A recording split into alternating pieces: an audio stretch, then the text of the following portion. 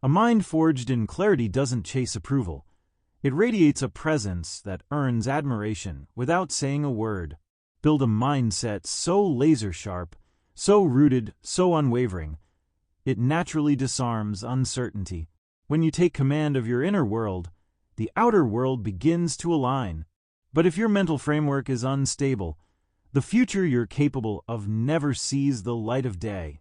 Discipline is your blueprint. Focus, your foundation. Mental strength is your key. Will you shape your thoughts with intention, rise above the static, or will you let your environment shape your identity? The choice is yours. And when that choice is made, everything around you shifts. You're not just reacting to life anymore. You're directing it. Here's the truth that's often overlooked. The human brain holds limitless capacity, but most people live their whole lives never discovering the power sleeping within. When you operate from full conviction, everything changes. Fear shrinks. Barriers dissolve. You stop looking at challenges as walls and start seeing them as stepping stones. What separates the ones who reach the extraordinary from those who remain spectators? Is it wealth? Education? Connections? Those might help, but they're never the root. At the core of all greatness lies a quiet certainty, an unwavering belief that says, I am built for this. And that matters more than most ever realize, because your life doesn't grow in proportion to your income or status. It expands in direct correlation to how deeply you believe in your ability to create change. When doubt seeps in, opportunities vanish. But when certainty walks in, the impossible becomes the new normal. From the moment we're born, the world teaches us limits. Play it safe. Stay grounded. Be realistic. These phrases aren't truths. They're invisible cages. What if those limits were never real? What if, by consistently training your mindset, you could remove every mental block you've ever accepted? Let's talk specifics. Rewiring your inner world starts with attention, total awareness of your mental environment. Notice the beliefs you're feeding. Catch the inner voice when it whispers, I'm not ready, or people like me don't make it. Replace that immediately. Speak to yourself with the confidence of someone who knows their direction, not someone asking for permission. Say, I carry rare capability. Not, I hope I'm good enough. Say, I will finish this. Not, I'll give it a shot. Success begins where hesitation ends. History is full of people who were counted out until they weren't. Take Ada Lovelace. Dismissed in her time, yet her mathematical insight laid the groundwork for modern computing, not because she had fewer barriers, but because she refused to bow to them. She didn't beg to be seen. She built herself into someone impossible to ignore. So I ask you now, are you mistaking short-term setbacks for lifelong limitations? Are you accepting maybe later when your greatness demands right now?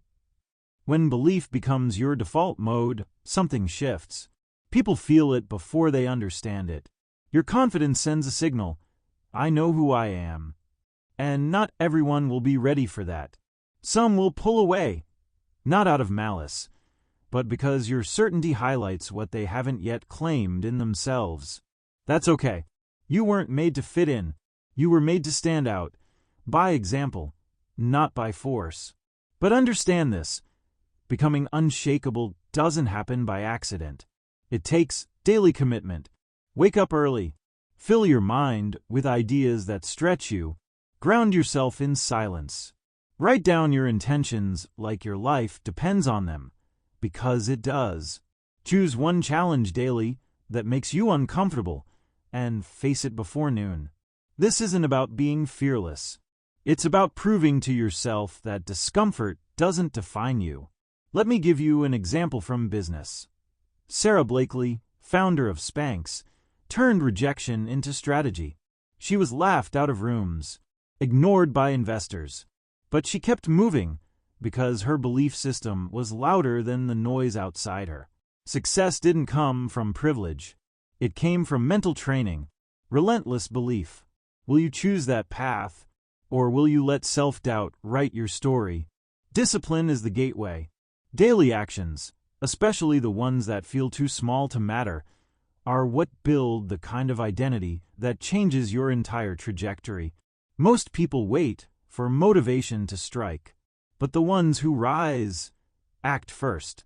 And then, through that action, momentum builds. Purpose strengthens. Confidence emerges. And that's when the transformation really begins. Excellence isn't born. It's engineered. Through repetition, through standards, through commitment that doesn't bend with emotion. The highest performers don't rely on how they feel. They rely on what they've decided. And that decision, it's made every single day. What separates those who dominate from those who merely show up is the system they follow, even when no one's watching. Their rituals are sacred, their habits non-negotiable, not because they're rigid, but because they've realized something most never do. Convenience is a trap, and consistency is liberation. Start here. Rise before the noise begins. Not to prove something, but to claim something. The first hour of your day, guard it like treasure. Feed your mind with depth. Read, reflect, breathe, right? That time isn't about output. It's about alignment. Your future doesn't start at your next opportunity. It begins with how you spend your morning. And within that space, take on what you've been avoiding. The tough phone call, the creative challenge, the uncomfortable step. Get it done before the world even knows you're awake. That one act begins rewiring your association with discomfort. It stops being your enemy and becomes your signal for growth. Take the story of Amara Lin, an architect who redefined urban space design in Southeast Asia. For 14 years straight, she woke at 4:45, not to hustle, but to think, journal, and sketch in solitude. Her breakthrough concepts didn't come during presentations. They emerged in the stillness before the day demanded anything from her. She knew something others missed. Clarity arrives when you remove the clutter. Ask yourself, are you protecting your rituals or abandoning them the moment urgency shows up? Have you tricked yourself into thinking you need motivation before action, instead of understanding that action is the real engine of momentum? Discipline isn't loud. It's not flashy. It's doing what needs to be done without debate. It's saying, I keep my word, when no one else would notice if you didn't. And over time, that becomes identity. People feel it when you move with intention. It's not arrogance, it's alignment. It's the rare energy of someone who no longer entertains distraction, who operates on decision, not desire. And yes, your consistency will make others uncomfortable, not because of what you say, but because of what you represent, a mirror to their compromises. That's not your concern. Your task isn't to shrink for comfort. It's to lead by example. So here's the path. Choose 3 behaviors, small, powerful, foundational, and turn them into anchors. Wake at the same time. Move your body with purpose. Reclaim a piece of your day for mental sharpening. Then protect those anchors with the same care you'd give your most valuable possession. Because they are. These aren't just habits. They are your scaffolding. The structure that will carry you when motivation fades and chaos tries to pull you back into the old version of yourself. Know this. You don't rise by doing what's easy. You rise by doing what's necessary. And when those behaviors become your norm, something happens. Your energy shifts. Your presence deepens.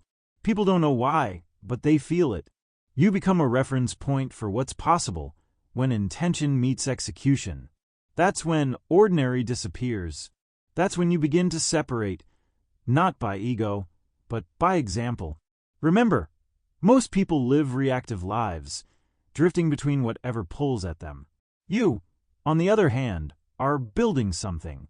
You're not waiting to feel ready. You're becoming ready by acting. That's the difference. Now the question is, what are the 3 rituals you'll make non-negotiable starting tomorrow? There is a quiet force in this world, almost invisible, until it isn't. It's not charisma, not charm, not luck. It's perseverance. The unshakable resolve to keep going when everyone else decides it's time to fold. Most people confuse failure with finality, but the ones who rise see something different. Feedback, redirection, the next clue in a larger pattern. True persistence isn't about repeating the same action over and over. It's about keeping your eyes on the destination while staying flexible with the route. It's about adjusting tactics, not abandoning vision. That's where growth lives, in the ability to navigate resistance without letting it rewire your belief. Reframe the concept of no.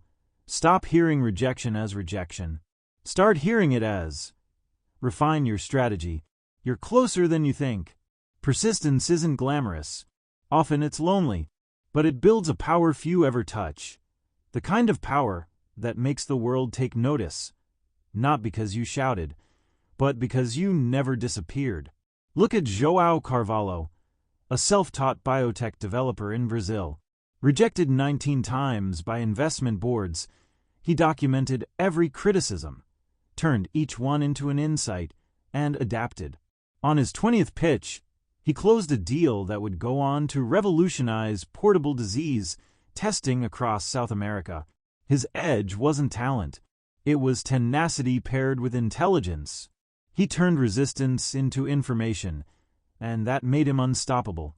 Ask yourself now, are you walking away from challenge because you think it's the end, or because you haven't yet learned the lesson it holds? Persistence doesn't demand perfection. It demands presence. It asks, will you stay in the room long enough to win? And here's what happens when you do. Others notice. Some respect you instantly. Others get uncomfortable, because your refusal to quit reminds them of where they gave up. Your presence challenges their past. But again, that's not your responsibility. Your commitment isn't about proving anyone wrong. It's about proving your own power right. To embody this, shift how you narrate setbacks. Don't say, this always happens to me. Say, this is where I grow. This is my refinement point. You're not a victim of failure. You're a sculptor of outcome, chiseling away until what you envisioned comes through. Like Thomas Edison, who once said he didn't fail 10,000 times. He found 10,000 ways that didn't work. Each attempt made his vision clearer, stronger, more inevitable. Now ask yourself, can you commit to enduring the next 10 rejections without folding? Can you turn them into data points instead of wounds? Because when you do, something profound occurs. You begin to build a kind of momentum that can't be manufactured. It has to be earned. You become a force, not through dominance, but through resilience. Not through brilliance alone, but through staying power.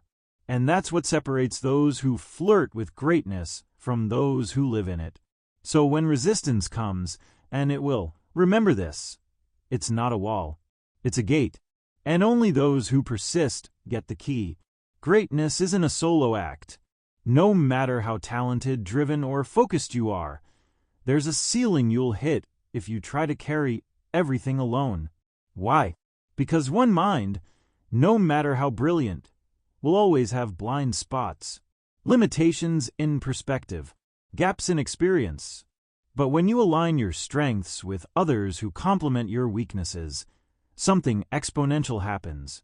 Not addition, not even multiplication, but a kind of compound genius that accelerates growth far beyond what any one person could achieve alone. Call it what you will, a council, a tribe, a mastermind. The name doesn't matter. The effect does. You begin to operate like an ecosystem. Alive, adaptive, creative. Problems that seemed unsolvable on your own suddenly crack open when viewed through another person's lens. This is how innovation really happens. Consider the journey of Li Wen, an agricultural visionary in rural China. Instead of trying to modernize farming alone, he assembled a team of unexpected thinkers. Drone engineers, climate scientists, rural teachers, and local elders. None of them had the full answer, But together, they rebuilt the region's food system with precision technology and cultural insight that tripled crop yields in 4 years. That's the power of aligned minds. Not just brainstorming, not ego-filled meetings, but true synergy, where purpose meets perspective. The real question is, are you still trying to climb every mountain alone? There's no badge of honor in isolation. Independence is admirable, but interdependence, that's where breakthroughs live. And it starts with clarity.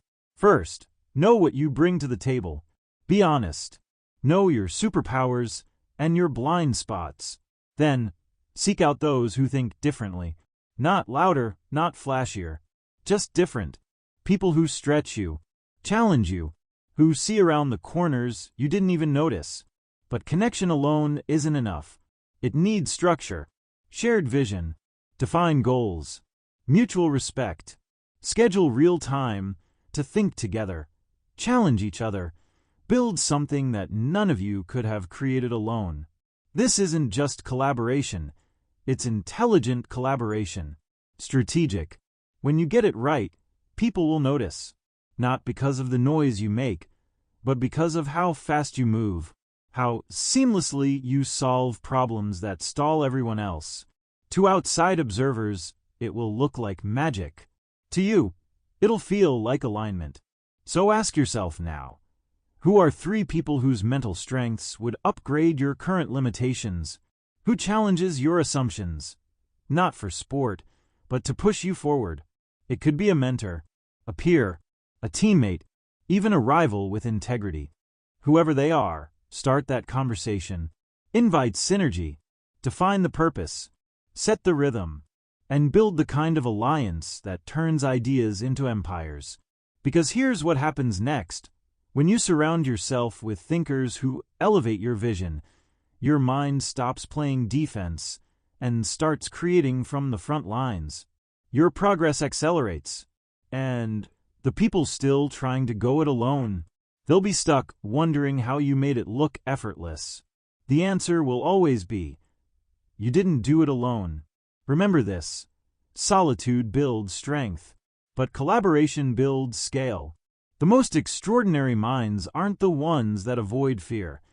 They're the ones that step into it with intention, not because they enjoy pain or uncertainty, but because they understand one truth. What feels uncomfortable today often becomes your superpower tomorrow. Discomfort isn't a warning sign. It's a signal that you're moving toward expansion, toward territory your mind hasn't claimed yet. Growth never shows up wrapped in comfort. So let's reframe it. The things that make you nervous, that challenge your identity, they're not blocks, they're gateways. Step toward them. Not recklessly, but deliberately, with awareness, with a plan, with the understanding that your capacity grows in proportion to your willingness to be stretched. Think about one thing you're avoiding right now. A difficult conversation, a next-level opportunity, a skill you've postponed. That's not coincidence. That's your development knocking on the door, and it will keep knocking until you answer. Let's talk about Victoria Chong, a media strategist, once paralyzed by stage fright. For 3 years, she scheduled weekly discomfort sessions, purposefully seeking out public speaking, video interviews, even impromptu debates. Not because she needed attention, but because she needed liberation. And guess what? The fear didn't vanish. It transformed into strength, into poise, into clarity. She's now one of the most sought-after speakers in the tech world. Her edge? She treated fear as an invitation, not a verdict. Now, let's shift focus to something just as powerful but often overlooked: silence. In a world addicted to speed, noise, and reaction, there's something magnetic about those who can pause, those who aren't in a rush to respond, who observe, who absorb, who choose their words like currency. Silence, when used with intention, doesn't mean absence. It means presence. It means control. It means you don't speak to fill space. You speak to fill minds. The people who make the deepest impact are rarely the loudest in the room. They're the most tuned in. They listen longer, think deeper, and when they speak, it lands with gravity, because it came from clarity, not from compulsion. This is what creates gravitas. Not volume, but intentionality. Try this. Next time you feel the urge to jump in, wait. Watch what unfolds. You'll notice something extraordinary. Others reveal more, truths emerge, and when you finally speak, your words carry the weight of patience and precision. Now, link that silence to another superpower. Focus. In a distracted world, your attention is your greatest currency. Waste it on everything, and you build nothing. Guard it fiercely, and you build the extraordinary. The ability to lock in to single task, to enter flow, to do deep work without flinching, isn't just productive. It's transformative. It creates momentum that feels unfair to those who scatter their energy across 10 half-finished efforts. Elon wasn't everywhere. Marie Curie wasn't multitasking. Da Vinci wasn't checking messages mid-sketch. They chose singular mastery, and that's why their work echoed through time. So here's your blueprint. Schedule sacred time daily. No interruptions. No negotiation. A space where only your most important task lives. Train your brain to stay, to go deeper, to resist the itch to shift. Because here's the truth.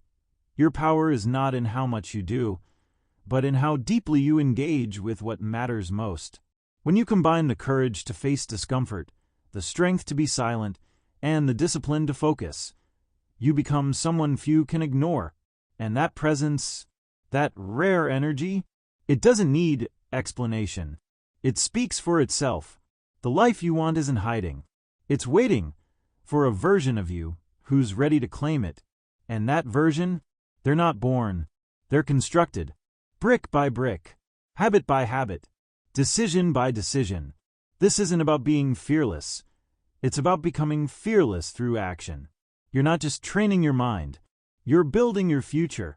Through clarity, through rituals, through focus, through persistence, through alliances, through emotional sovereignty. What does it take?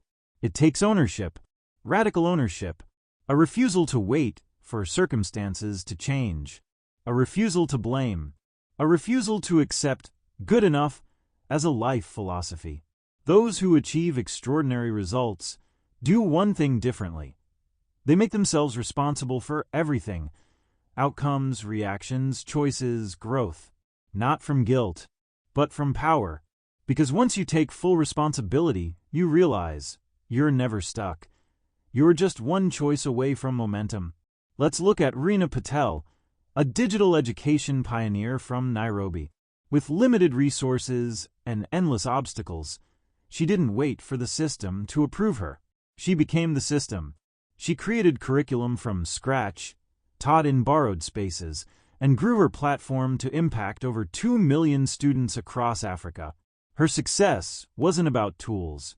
It was about relentless responsibility. She saw a gap, and she filled it. Not because she had to, but because she chose to. That's leadership. That's mastery. So what about you? Where are you still waiting for permission?